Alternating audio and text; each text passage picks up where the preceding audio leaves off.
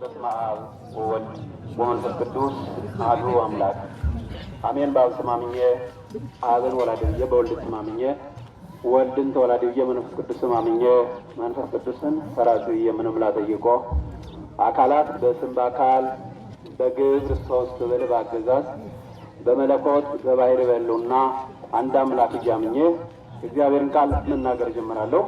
አይሁድ ቀበሩ፣ ሰቀሉ፣ ገደሉ፣ ቀበሩት። በቃ አሁን ደስ አላቸው።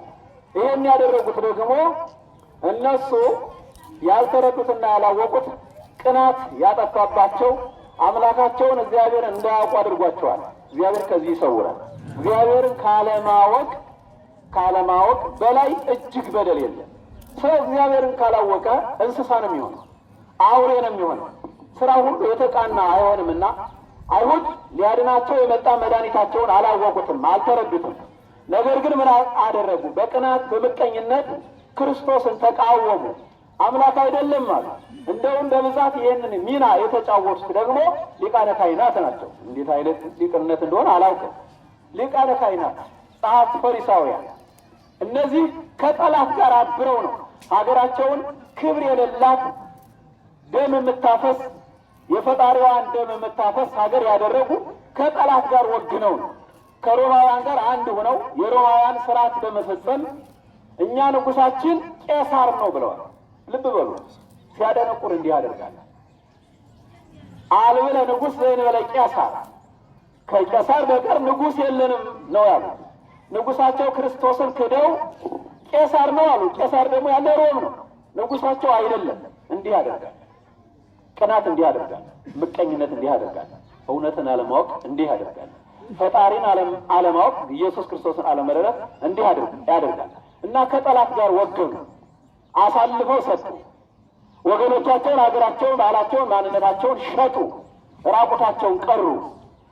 በአምልኮተ እግዚአብሔር ጸንተው ዓለም ያወቃቸው በአራቱም ማዕዘን ዓለም የታወቀ ታሪክ ያላቸው እግዚአብሔር ከመካከላቸው የሚወለድላቸው፣ እመቤታችን ከመካከላቸው የተወለደችላቸው፣ ሐዋርያት ከመካከላቸው የተወለዱላቸው ምን ሆኑ መሰላችሁ? አገር አልባ ሆኑ፣ ታሪክ አልባ ሆኑ፣ ቋንቋ የሌላቸው ሆኑ፣ ተሰደዱ። ለምን? የማይገባ ነገር አድርገዋልና፣ የማይገባ ስራ ሰርተዋልና፣ ፈጣሪያቸውን ሰቅለዋልና። ኢየሱስ ክርስቶስን በመስቀል ሰቀሉት። የሰቀሉት ደግሞ ከጠላት ጋር አብረው ነው። ከማይሆን ጋር አንድ ሁነው ነው ያጠፉ። ምናልባት ወገናችሁ ካይደለ ጋር ወገን ሁናችሁ፣ ወገናችሁ ካይደለ ጋር ቆማችሁ ወገናችሁን እየገደላችሁ ያላችሁ ሰዎች ካላችሁ ወዮላችሁ እላለሁ ለእናንተ። ሳይመሽባችሁ ተመለሱ። ከወገን በላይ የሚቀር ምንም ነገር የለም። ወገን ነውና ብንሞት የሚቀብረን፣ ብናዘን የሚያስተዛዝነን ከጎናችን ያለው ወገን ነው። ይሄ ስላችሁ ሌላ ነገር እያልኳቸው አይደለም። ከወገን ጋር መቆም ያስፈልጋል። እነዚያ ከወገናቸውን ትተው ከጠላት ጋር ቁመው ፈጣሪያቸውን ሸጡ፣ ክብራቸውን ሸጡ፣ ማንነታቸውን አጡ፣ ምንም የሌላቸው ሆኑ። እስራኤል የምትባል ሀገር ምድረ በዳ እንድትሆን አደረጉ። ይሄ የሰዎች ክፋት ነው። ክፋት እንዲህ ያደርጋል። ምቀኝነት እንዲህ ያደርጋል። እውነትን አለማወቅ እንዲህ ያደርጋል። እውነትን ትወዳላችሁ? እውነትን እንወዳለን። ዛሬ እውነትን ማን ይወዳል? እውነት ተቀብሯል። ያው እስከሚነሳ ማለት ነው። ክርስቶስን ቀብረዋል አይሁድ። ሲቀብሩት ደስታ ነበረ። ሲቀብሩት ደስ አላቸው፣ ሲገሉትም ደስ አላቸው። እውነተኛን በመግደል የሚደሰት ስንት ሰው አለ? እውነትን በመቅበር የሚደሰት ስንት ሰው አለ? ሰው በመገደሉ ደስ የሚለው ስንት ሰው አለ? እነርሱ በመግደላቸው ደስ አላቸው፣ ተላ ደስታ አደረጉ። አላወቁትም። ክርስቶስ ማን እንደሆነ አላወቁም። በፈቃዱ እንደሞተ አልተረዱም። ሞትን ድል ሊያደርግ እንደመጣ አላወቁም። ዲያብሎስን ድል ለመንሳት እንደመጣ አላወቁም። ሰዎችን ጸጋ ክብር ለማደል የሰው ልጅ ክብር አጥቶ ነበርና፣ ፍቅር አጥቶ ነበርና፣ አንድነት አጥቶ ነበርና፣ ልጅነት የሌለው ባዶ ሆኖ ነበርና ያንን ለመስጠት እንደመጣ አልተረዱም። ስላልተረዱ ተጎዱ። ታሪክ አልባ ሆኑ። እስካሁኗ ድረስ ልጅነት የሌላቸው ሆኑ። እስራኤላውያን ሊቃነ ካህናትም ጥምጣማቸውንና ካባቸውን ይዘው ቀሩ። ጥምጣም ካባ ክብር ከሌለው፣ ጽድቅ ከሌለው፣ እማያጸድቅ ከሆነ፣ እማንጸድቅበት፣ እማንከብርበት ከሆነ ምን ያደርጋል? የትከሻ ጌጥ ሆኖ የራስ ቀጸላ የራስ ጌጥ ሆኖ ብቻ ይቀራልና እነሱ እንደዚያ ሆነው ቀርተዋል። እኛም እንደዚያ እንዳንሆን እውነትን ማወቅ ይገባናል። ለእውነት ልንቆም ይገባናል። እያየን ስለሆነ ውሸት በዝቶ እውነት ተቀብሮ እያየን ስለሆነ እናንተ በግርግር ዓለማችን በግርግር ነው የምትኖረው። ግርግር ደግሞ ይፈጥር ምን መሰላችሁ? እበልጥ አልበለጥ ነው፣ ስልጣን። ይህ ሁሉ ትርምስ ምን ፈጠረው ካላችሁ ስልጣን ነው። የዚህ ዓለም 3 ጠላቶች አሏት። መሰረታዊ 3 ጠላቶች ናቸው በዚህ ዓለም ያሉ ገንዘብ፣ ስልጣንና በተቃራኒ ጾታ የሚፈጠር ሴት ማለት ነው ወይ ወንድ ማለት ነው። እነዚህ 3ቱ መሰረታዊ የዚህ ዓለም ጠላቶች ናቸው። በስልጣን የመጣ ነገር ነው ሀገርን የሚያተራምስ፣ ዓለምን የሚያተራምስ። ገንዘብ ነው የሚያተራምስ።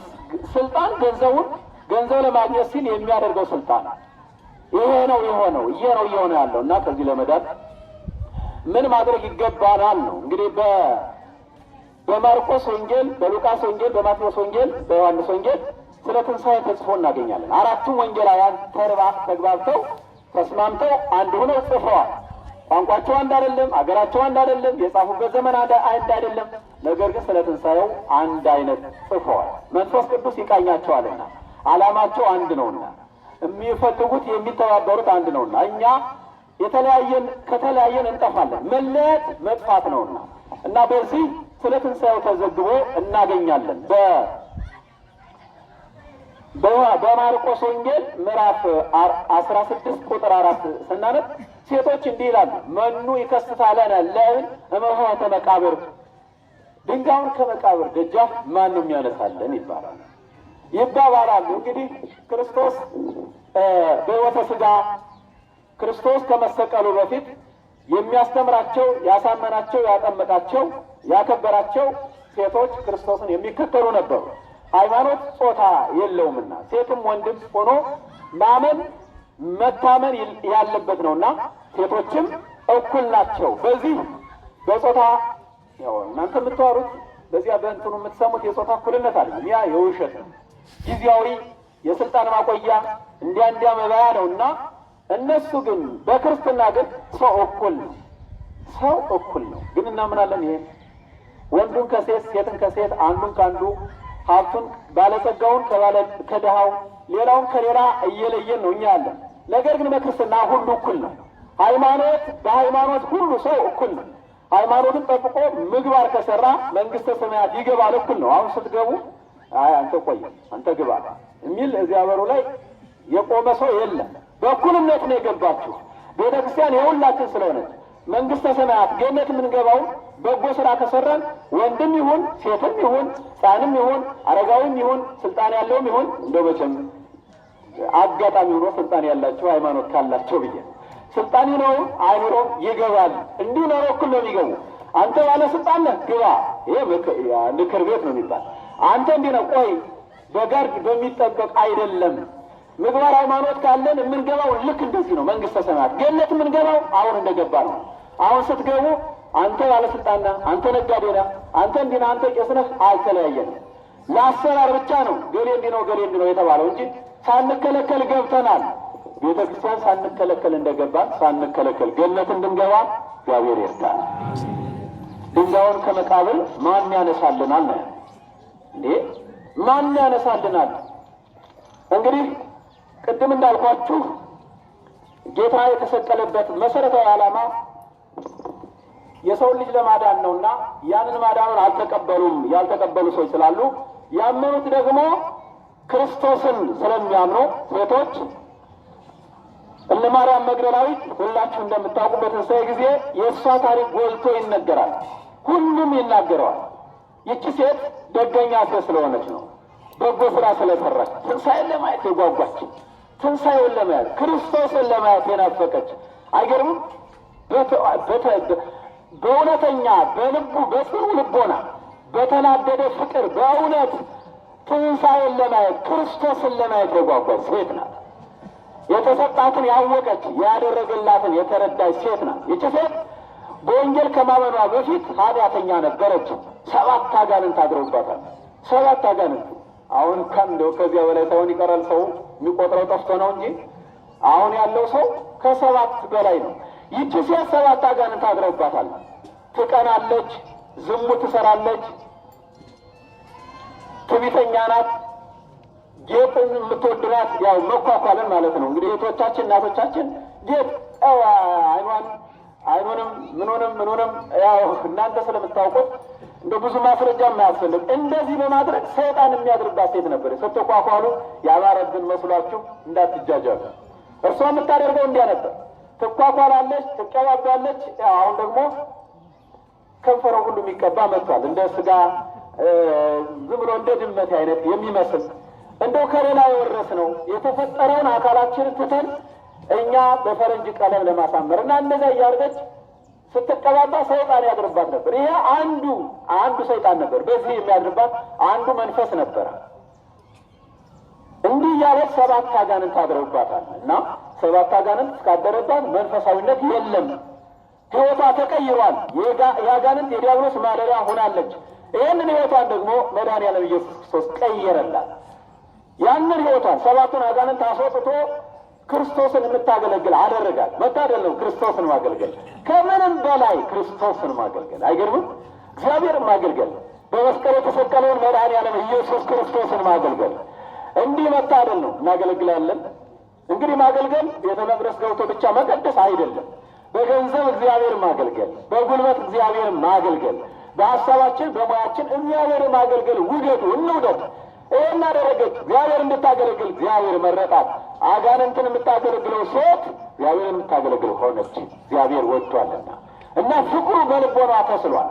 ወደዋለች፣ ፈጣሪዋን ተረድታለችና በዕለተ ዓርብ ክርስቶስ ሲሰቀል ከተሰቀለ በኋላ እርሱ በተቀበረ ጊዜ ትንሣኤውን ለማየት ክርስቶስን ለማየት ሽቶ ለመቀባት ያንን ያማረ ሽቶ ማዛ አንተ ማዛ ሕይወት ነህ፣ ማዛ ድነት ነህ ስትል ሽቱን ይዛ ልትቀባ ወደ መቃብሩ ለመሄድ ትገሰግሳለች እና ነገሩ አስቸጋሪ ነገር ነበረ።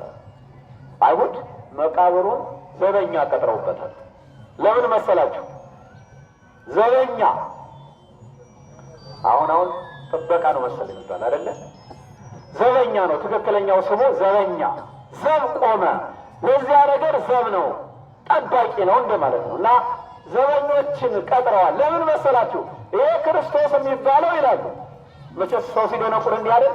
ይሄ ክርስቶስ የሚባለው በሦስተኛው ቀን እነሳለሁ ብሏልና ተነስቶ ከተማችንን እንዳያሸብራት ነው ያለው። ይህም አሸባሪ ድሮም ያለ ነው፣ ዛሬም ያለ ነው። የዛሬው እንኳ ዝም ብሎ መለጠፍ ስለሆነ እነሱ ዝም ብለው ነው የለጠፉት። አሸባሪ ከተማችን እንዳያሸብር ነው ያለ እና መቃብሩን እናስጠብቀው ተነሳው ብሎ ከተማችን እንዳያሸብር ዘበኞችን እንቅጠር ብለው 4 ዘበኛ ቀጥረዋል።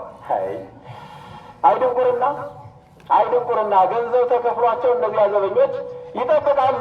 ምን ለማድረግ? ክርስቶስ እንዳይነሳ ለመከልከል።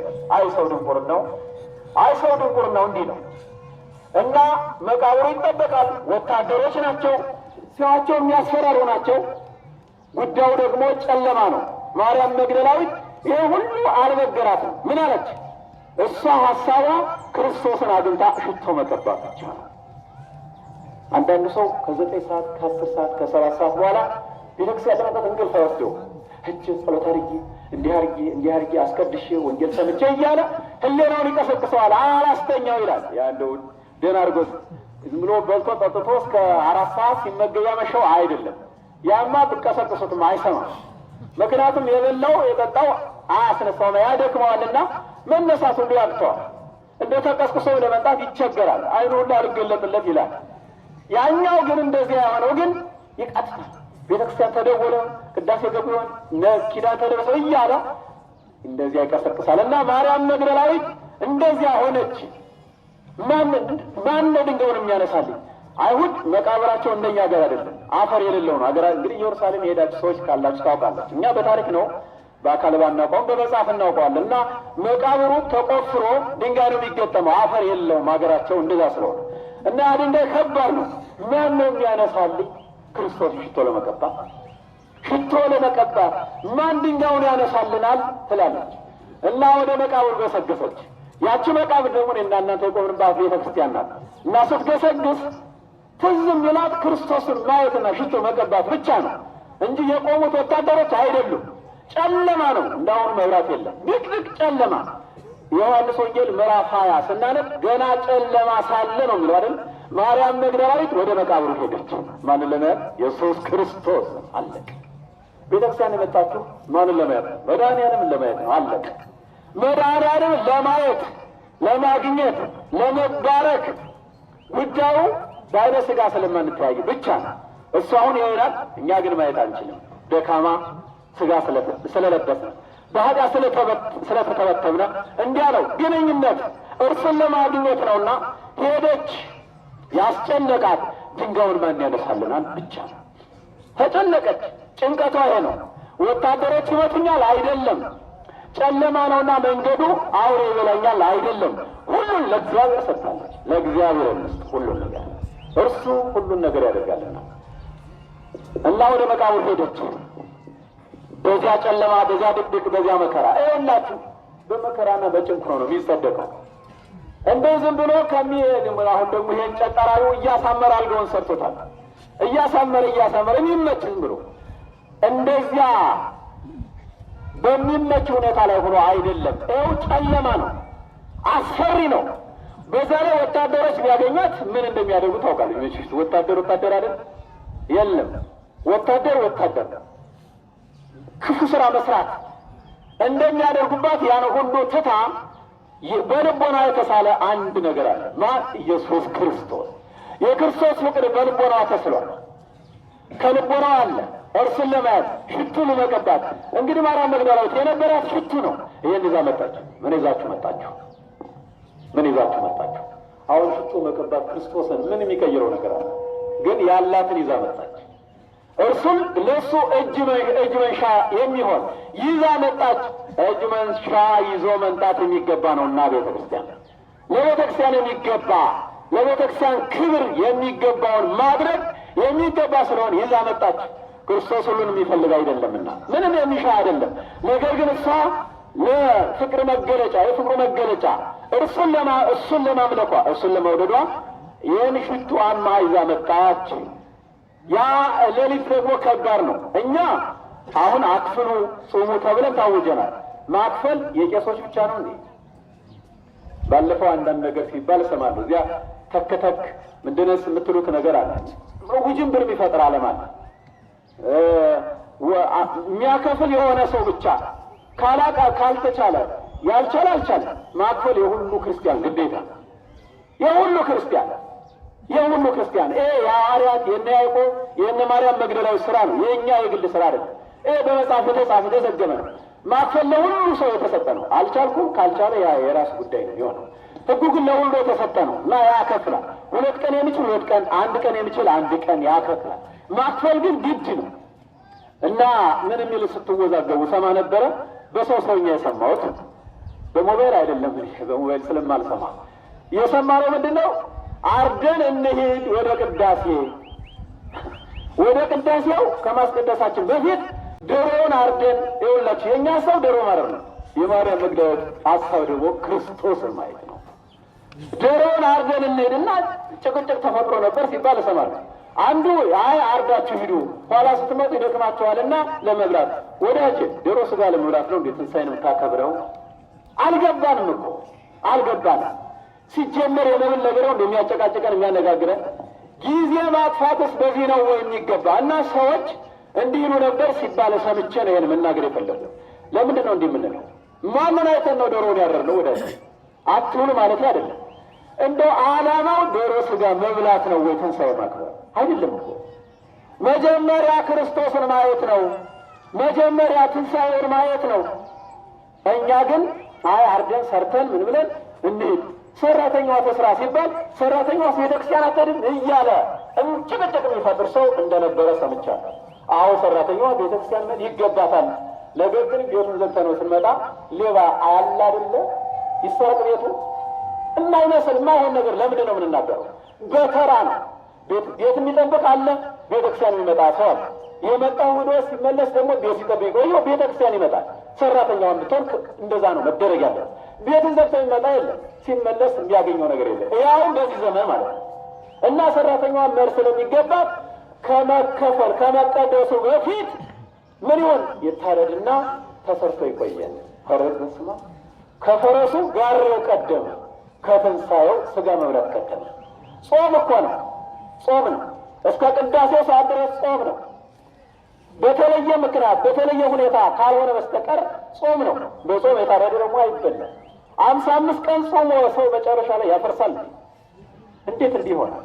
የለም። መሰረታዊ ዓላማ ደግሞ ስጋ መብላት አይደለም። ዓላማችን መጀመሪያ የሚቀድመው ክርስቶስን ማየት ነው። ከዚያ በኋላ በሬውን ይብላ፣ ስጋውን ይብላ፣ ፍየሉን በጉንም በሬውን ይብላ። ሲጀመር ነው አክፍሎ ጾሞ ምናልባት ይችን ግን የሚል የማያከፍል ሰው ሳይሆን አይቀርም። የማያከፍል ሰው እንደው አክፍሎ ዶሮ ስጋ መብላት እጅግ ከባድ ነገር ነው ይመስለኝ፣ የሚያስጨንቅ ይመስለኛል። ይልቁንስ መጥቶ በሽሮ አበልቶ ኋላ ተረጋግቶ መብላት ጤነኛ አያደርግም ወይ? ይህ ሁሉ እያለ እኛ ግን እንዲላለን እና እኛ ስጋው እንዴት ይሁን ዶሮ እንዴት ይሁን እንጨነቃለን። ማርያም መግደላዊት ደግሞ ክርስቶስን ለማየት ትጓጓለች። ይሄ ነው መሆን ያለበት። እርሱን ለማየት ይገባል። እርሱን ለማየት መጓጓት ያስፈልገናል። እርሱን ለማየት ነው ማስቀደም ያለበት። እግዚአብሔርን ካስቀደመ ነው ሁሉ ይደርሳል። ገና ሳምንት 55 ቀን እንኳን የሚበላው ስጋው ከተገኘ ዶሮም 1000 ምናምን ገብቷል። መቼስ እንዲህ ያለ ዘመን ሊደረስ ነው። 1000 ምናምን ገብቷል ሲባል እንሰማለን። እና በዚህ ሁኔታ 55 ቀን ገና እያለን 50 ቀን ገና እያለን የሚበላው ከተገኘ ምን ቸግሮን ነው? እንደው ቅዳሜ ማታ ካላረርኩት ታንቄ ሞታለሁ ማለት ምንድን ነው? አልገባንም ክርስትና። ይሄን እንዳትሉ አደራላችኋለሁ። በሚቀጥለው ዓመት ያው እንደርሳለን፣ ችግር የለውም። በእናንተና ፈቃድ ሳይሆን በእግዚአብሔር ፈቃድ እንደርሳለን። እና ያልደረሰም አልደረሰም ምንም እኮ መድረስ አለመድረስ የኛ ጌታ አይደለም። በእግዚአብሔር ፈቃድ ነው የምንኖረው። ከደረስን እንደርሳል፣ ካደረስን የእሱ ጉዳይ ነው። አለን አገር ስላለን አገራችን እንወርሳለን፣ ችግር የለብንምና ክርስቶስን የምናምን ለእኛ እና ድንጋዩን ማን ያነሳልናል ነበር የዚች ሴት ጥያቄ። ድንጋዩን ማን ያነሳልናል? ሄደች ወደ መቃብሩ ውስጥ ጨለማ ነው ብያችኋለሁ። መንፈቀ ሌሊት ነው፣ ብርሃን የለም፣ ዘበኞች አሉ። ነገር ግን ስትሄድ ዘበኛም የለም። ወዳጅ ዘበኛ የተቀጠረው ዘበኛ ተኝቷል። ተኝቶ የሚያሰርግ ዘበኛ አለ ይሆን? አሁንም ተኝተዋል። ቀድሞውንም እኮ የማይሆን ነገር ነበር፣ በሐሰት በተንኮል የተደረገ ጥበቃ ነበርና ዘበኞቹ የሉም፣ አይሰሙም። ክርስቶስ በመንፈቀ ሌሊት በ6 ሰዓት ተነስቷል። ሲነሳ ደግሞ መቃብሩ አልተከፈተም፣ በተዘጋው መቃብር ነው። አንድ ዘፈን አለ፣ እኔ ዘፈን ስለምለው ማለት ተነስቷል። ኢየሱስ ክርስቶስ በመንፈቀ ሌሊት ተነስቷል፣ ድንጋዩ ተፈነቃቅሏል ነው። ምን የሚል ዘፈን አለ? መዝሙር ነው መሰል መትሩትና እንዲህ አይነት የለም። ድንጋዩ ተፈነቃቅሏል፣ ኢየሱስ ክርስቶስ በመንፈቀ ሌሊት ተነስቷል የሚል አለ። ልክ አይደለም። የተነሳው ክርስቶስ በዝግ መቃብር ነው። ያ መቃብር እንደተዘጋ ነው ክርስቶስ የተነሳው። ድንጋዩን ያነሱት ከኋላ ነው፣ መላእክት ናቸው። ድንጋዩ የተነሳው ኋላ ነው፣ ክርስቶስ ከተነሳ በኋላ ነው እንጂ ድንጋዩ ተፈንቅሎ ክርስቶስ አልተነሳም። እንደ ስዕሉ ሁሉ ሲያሳይ በቴሌቪዥን ስታሳዩ የተከፈተ መቃብር ያሳያል፣ ከፍቶ ሲነሳ ያሳያል። ይሄ ስህተት ነው፣ አይደለም። ክርስቶስ የተነሳው በተዘጋ መቃብር ነው።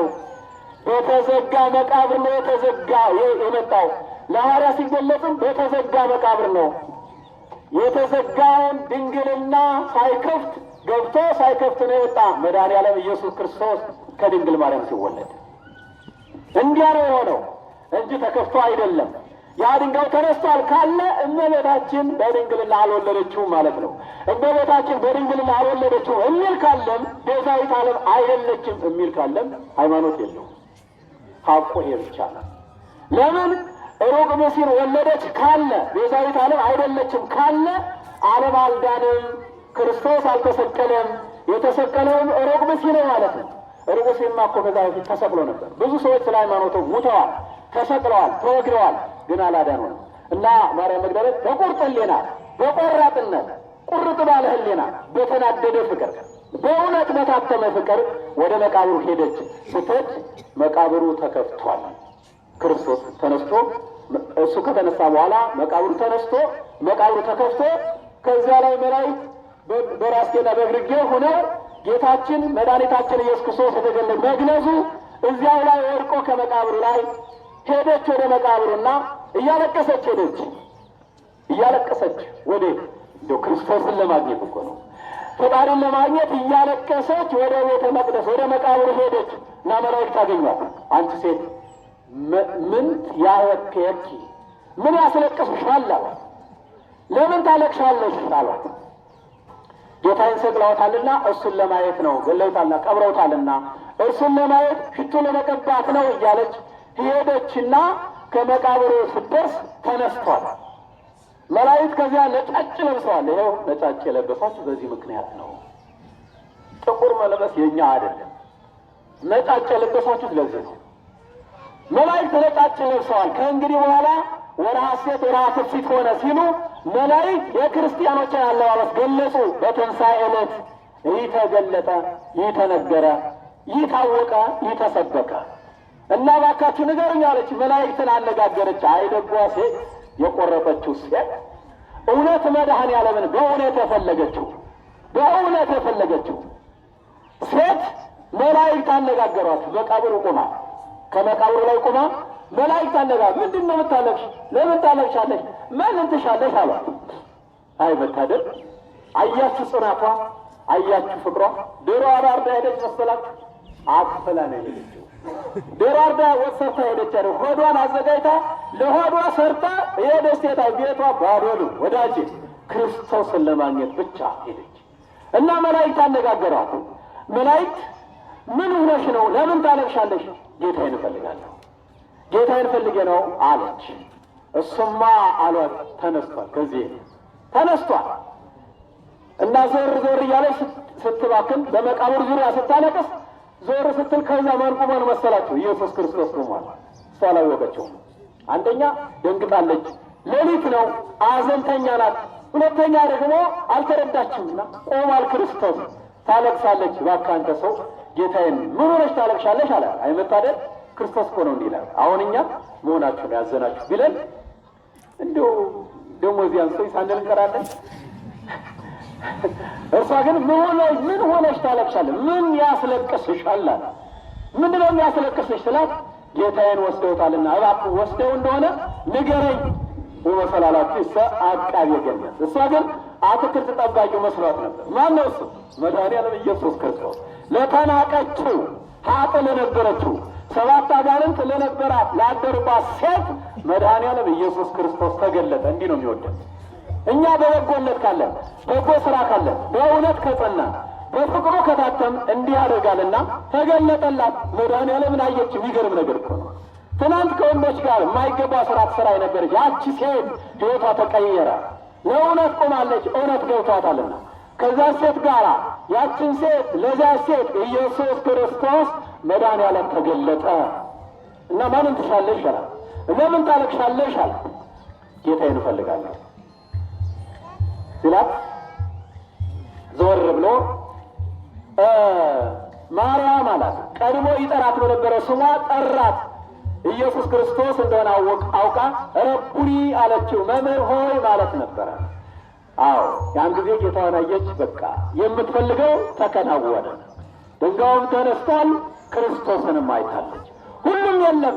እሷ ያዘነችበት፣ ያለቀሰችበት፣ የተከዘችበት ነገር ሁሉ ምን ሆነላት? ተከናወነላት። በእውነት መታለችና፣ በፍቅር መታለችና፣ በእውነተኛው አመጣጥ መታለችና። ይሄ ነው የመቃብሩ ጉዳይ። ይሄ ነው የትንሣኤ ጉዳይ። ይሄን አገኘች። ትንሣኤ ማለት ክርስቶስን ማግኘት ነው ማለት ነው። ትንሣኤ ማለት ክርስቶስን መፈለግ ነው። እና መልአኩ በሉቃስ ወንጌል ምንድን ነበር ያላቸው? ምን ተተሐሰሳሁ ሕያው ምስለ ምውታን፣ ሕያውን ከሙታን መካከል ለምን ትሻላችሁ? እሃሎ ዘየሰ ከዚህ የለም ተነስቷል አለ። ሕያውን ከሙታን መካከል ለምን ትፈልጋላችሁ ነበር ያላቸው። እና ማርያም መግደላዊት ድንጋዩን ከመቃብር ማን ያነሳልናል እያለች ያለቀሰችበት ያዘነችበት ታሪክ ተቀየረ። ሐዘኗ በደስታ ተከናወነ፣ በደስታ ተፈጸመ። ድንጋዩ የምትፈልገው ኢየሱስ ክርስቶስ አገኘች። እና ዛሬ እኛ ችግራችን ማን ያስወግድልናል? ድንጋዩን ከመቃብር ማን ያነሳልናል ነው ያለች አይደል? ማን ያነሳልናል? እርሱን እንዳየው ዛሬ ክርስቶስን እንዳናይ የጋረደን ምንድን ነው? በእውነት እንዳንለው ያደረገን ምንድን ነው? ድንጋዩን ከመቃብር ማን ያንሳልን? ይህንን ድንጋይ ዘመን ማን ይቀይርልን? ይህን መጥፎ ዘመን ማን ይቀይርልን? ማን ያንሳልን? ይህን የመገዳደል ዘመን፣ ይህን የመጠፋፋት ዘመን፣ ይህን ወንድም ወንድሙን የመግደል፣ ወንድም ወንድሙን የማገት፣ ወንድም እህቱን የማገት የመድፈር ዘመን ማን ያንሳልን? ማርያም መግደላዊት ግን ትንሣኤውን አየች፣ ክርስቶስን አየች። እነሆ ድንጋዩን ተነስቷል፣ ክርስቶስንም አገኘች። ድንጋዩን ከመቃብር ማን ያነሳልናል ነበር ስትል ድንጋዩ ተነስቷል። የፈለገችን አየች እና ትንሣኤውን እኛ እንዴት ነው ምን ተረጉመው? ትንሣኤ ማለት ሥጋ መብላት አይደለም ብቻ ማለት ነው። ትንሣኤ ማለት በሕይወት መነሳት ነው፣ በክብር መነሳት ነው፣ በፍቅር መኖር ነው፣ በገንዘብ ማገልገል ነው፣ በሕይወት ማገልገል ነው፣ በሙያ ማገልገል ነው። ይሄ ነው ትንሣኤ ማለት። ትንሣኤ ህሌና መነሳት አለብን እንጂ እኛ በየዓመቱ ክርስቶስ እየሞተ እየተነሳ የምናከብር አይደለንም። እኛ የምነሳ ተንሳ ከመማረና ተንሥኦ ሥጋቲነ፣ እነሆ ትንሣኤ እኛ እንዳለን ሙተን ፈስሰን በርፍሰን የምንቀር አይደለንም። ትንሣኤ እንዳለን ሊያሳየን ክርስቶስ እነሆ በሦስተኛው ቀን ተነሳ። እኛም በመጨረሻው ሰዓት እንነሳለን። ፈርሰን በጥሰን የምንቀር አይደለንም። ይሄን አሳየን። እነሆ ትንሣኤን አሳየን። ከመቃብር መነሳትን አሳየን። ከሞት መነሳትን አሳየን። ከሞት እንነሳ፣ ከኃጢአት እንነሳ፣ ከበደል እንነሳ፣ ከመገዳደልም እንነሳ፣ ከመጠፋፋትም እንነሳ፣ ብዙ ሴቶችን ከማግባትም እንነሳ፣ ውሸታም ነጋዴዎች ከመሆንም እንነሳ፣ አጭበርባሪዎች ከመሆን እንነሳ፣ ወንድምን አሳልፎ ለጠላት ከመስጠት እንነሳ። አለበለዚያ እንጠፋለን። ግልጽ ነው የምነግራችሁ። እዚህ የተሽሞነሞነ ቃላት አንናገርም። መድረኩ የመድኃኔዓለም መድረክ ነው። እውነት ብቻ ነው የምንነግራችሁ። እውነት ብቻ የሚነገርበት ነው። የሰዎች ልና ምናምን አይደለም። እግዚአብሔርን አመስግነን የምንከብርበት ቤት ነው። ለእውነት ቆመን የምንነሳበት ቤት ነው እና ተነስታችኋል። ትንሣኤ እኮ አንድ የሆኑበት ነፍስና ሥጋ አንዱ ነው የሚነሱበት ማለት ነው። የክርስቶስ ተለያይተዋል ማለት አይደለም። እኛ ግን ሥጋ ፈርሶ በስሶ ከኖረ በኋላ ትቢያ የሆነው ሥጋ ነፍስ በገነት ቆይታ አንድ የሚሆኑበት የሚተባበሩበት አንዱ ነው የሚነሱበት ነው። አንዱ ሆነን ልንነሳ ይገባል። በጎ ስራ ለመስራት፣ ሀገር ለመስራት፣ ቤተክርስቲያን ለማነጽ፣ ምዕመናንን ለመደጎም እኛ ይሄ ነው ትንሣኤያችን። ማርያም መግደላዊት ያንን አየች፣ ክርስቶስን አየች። እንዴት አድርጋ ብዙ መከራ ተቀብላ ጾማ ጸልያ አዝና ተግሳ ጨለማ ሳይነግራት መከራው ሳያስደነግጣት ሄደች፣ አየች። እንዲህ ነው ክርስትና። ትንሣኤን እኮ አየች ማርያም መግደላዊት ናት። አየች፣ በደግነት በትጋት ሄደችው። ስትሄድ ደግሞ እርሱን ፍለጋ ብላ ወደ ቤተ ክርስቲያን ስትመጡ መድኃኔዓለምን እናገኛለን ብላችሁ ነው ብላ መጣች። አገኘች ብለን እንምጣ፣ እግዚአብሔር እናገኛለን። ደጋጎች የሚወርሷት ሀገር አለችን። እዛች የሚገቡት ግን ደጋጎች ምጽዋት የሰጡ ትዳራቸውን ያከበሩ ቤተክርስቲያን የወዱ ለቤተክርስቲያን የሚገባው ለቤተክርስቲያን የሰጡ ልጆቻቸውን በስርዓት ያሳደጉ ለቤተ ክርስቲያን ለቤተ መንግስት ያበቁ። ቤተ መንግስት እንኳን ችግር ሆኗል። አሁን እስቲ እንደው የሚገላችሁ ማለት የሚያሳድደን ማለት ባለጸጎች ተሰደዋል። አዲስ አበባ ደግሞ ብትሄዱ እኔ የሰነበትኩ እዚያ ስለሆነ አሁን ሰምታችኋል። የቤተክርስቲያን ጉዳይ ሆኖ እዚያ የሰነበትኩት እዚህ የሄዱ ወገኖቻችን አንድ ሰው 60 ሺህ ብር ተከራይቶ ልብ በሉ ምን ያህል እንደሆነ 60 ሺህ ብር መኖሪያ ቤት ተከራይቶ እዚህ ግን በነፃ ቤቱ ይኖር ነበር። ይህን ያደረገ ማን ነው? ሳውዲ አረቢያ የመጣ ሰው ነው። ከሳውዲ የመጣ ሰው ነው። ከአሜሪካ የመጣ ሰው ነው። እኛ ወልደን ያሳደግነው እኮ ነው ይህን ያደረገ። እኛ ወልደን ያሳደግነው ወዮለት የዚህ ቤተሰብ ሰው እንዲህ ሰውን የሚያሳድግ በሀገሩ እንዳይኖር የሚያደርግ እኛ የወለድነው እኮ ነው። አሳዳጊ የበደለው ይባላል አይደል? አሳዳጊ የበደለው ያልተንከባከቡ በሃይማኖት ያላሳደግነው የቀበሌውም የምኑም የክፍለ ከተማውም የሀገሪቱም የምኑም መሪ የሆኑት ሰዎች እኛ በትክክል ስላላሳደግናቸው ቤተክርስቲያን ስለማያውቁ ፈሪሃ እግዚአብሔር ስለሌላቸው ስልጣናቸው ብቻ ነው የሚያቃጥታቸው። ሌት ተቀን ስለ ስልጣናቸው ብቻ ነው እንደ ሽኮኮ ተደፍቀው ይሰሩ። ይህን እኛንን የፈጠራ አሁንም ልጆቻችን በስርዓት እናሳድግ ያለው ትንሣኤ የሚሆነው እንጂ በየዓመቱ ክርስቶስ የተነሳበት ትንሣኤ እያሰብ ሙኩቱን መብላት፣ ዶሮውን መብላት፣ እንዲያ ማድረጉ ብቻ ትንሣኤ ሊሆን አይችልም። የበላ ሁሉ ትንሣኤ አይደለም። ሥጋ መብላት ትንሣኤ ሊሆን አይችልም። እኛ የደስታችን መገለጫ ክርስቶስ ተነስቶልናል ብለን ትንሣኤን ሥጋ አርደን ዶሮውን ሁሉን አርደን እንበላለን። እሱ ደግሞ ብቻን አይደለም። ስንቱ ተፈናቅሎ ቤት አጥቷል። አብራችሁ በልታችኋል። የተፈናቀሉ ከእናንተ ቤት መጥተዋል ነው። እኛ ብቻ ነው የጠራችሁ። ግብረ ሰላም የምታበሉ ካላችሁ ግብረ ሰላም ከሆነ ብዬ ነው። የመብል ወንፈል ከሆነ እሱ ሌላ ነገር። ግብረ ሰላም የክርስቶስን ትንሣኤ በማሰብ ያው መቼስ ያለ ቄስ የሚሆን ነገር የለም አይደለም። እስኪ ያለ ቄስ ስራችሁን የሰራችሁ ስንቶቻችሁ ናችሁ? ትዳራችሁ በቄስ የተጋባችሁ የሀገር ሽማግሌ ምናምን አይደለም። በቄስ የተጋባ ሰው አለ። አሁን እዚህ በቤተክርስቲያን የተጋባ ሰው አለ። ቤቱ በቄስ የተባረከ ማን ነው? ማን ነው ቤቱን ያስባረከ? ማን ነው እንዲህ ያደረገ? የመቼስ ያለ ካህን የሚሆን ነገር የለም። በክርስትና ያለ ካህን የሚፈጸም ነገር የለም። ትዳርም ይሁን ያው ከመጠመቁ ጀምሮ ከልጅነት ማግኘት 40 ቀንና 80 ከመነሳቸው እና የሁሉ የሚሆነው ትንሣኤ የሚባለው ይህን ስናደርግ ነው ማለት ነው። እኛ የምናስበው ግን ትንሣኤ ማለት ቅድም እንዳልኩት ሥጋን መብላት ብቻ ከሆነ ትንሣኤ አይሆንም ነው እያልኳቸዋል። የማርያም መግደላዊት ትምህርትም ያ ነው የሚያሳየን። ሄደች፣ አየች፣ ትንሣኤውን አየች፣ ክርስቶስን አገኘች። ከዚያ በኋላ ሕይወት ቀጠለ፣ የሕይወት ቀጠለ እና ብዙ ወገኖቻችን ተፈናቅለው ከተማችን ያሉ አሉ። እንደው ስትበሩ ትዝ ብሏቸዋል? እንደው ወስዳችሁ ለእነሱ ሰጥታችኋል ወይስ ከቤታችሁ ጠርታችሁ አመጣችኋል? ካልሆነ የእናንተን ቤት ለገላው ሊሆን ይችላል እኮ። በጎ ስራ ካልሰራንበት ቤታችን ባዶ ይሆናል፣ ለባዕድ ይሆናል። ይኸው እየሆነ ያለው ይሄ ነው። እያየን እኮ ነው። ለዚህ ነው ቅድም ብዙ ሰው ተኝተዋል ያለ። ሌላው ሲሰደድ እኛ ነዋሪ የመሰለው ሰው አለ። ሌላው ሲሰቃይ እኛ ዛሬ ደስታ ያለን ይመስላል። እዚች ወጣ ስንል እኮ ወገኖቻችን በስቃይ ነው ያለ፣ በታንክ ነው ያለ፣ በድሽቃ እየጮህባቸው ነው ያለ። ምን አድርገዋል ብትባሉ ምንም ኢትዮጵያን አጽንተው ስላቆሙ አርሰው ቆፍረው የሚዛቅ የሚበላ ጤፍ ሙት የሚያስነሳ ጤፍ ስላመረቱ ተገድለዋል። በድል አይደለም ንጉሥ ይውረድልን ብለውም አይደለም። በቃ ዝም ብለዋል። ይሄ እየሆነ እያለ እኛ ዝም ብለን ከኖርነ አልተነሳንም። ትንሣኤም አይደለም። ሰው እየገደሉ ትንሣኤነት የለም። ስስታም ሆኖ ትንሣኤነት የለም።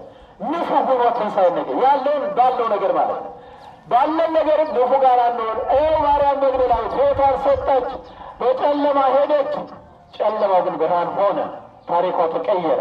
ኢየሱስ ክርስቶስን ሁሉ ሰው ሳያይ ሐዋርያት እንኳን ሳያዩ ማርያም መግደላዊት አየች። እርሷ ቀድማ አየች። ክርስቶስ ያደረገላትን ነገር አውቃለችና በመስቀል ላይ የዋለላትን ውለታ የተረዳች ሴት ስለሆነች እርሷ ቀድማ አየች። ድንጋዩን ማን ያነሳልናል? ይህን ጦርነት ማን ያነሳልናል? ድነት ያለው በመድኃኔዓለም ዘንድ ነው። ጽድቅም ያለው በመድኃኔዓለም ቤት ነው። ወንጌላችን እንዲህ ነው የሚለው።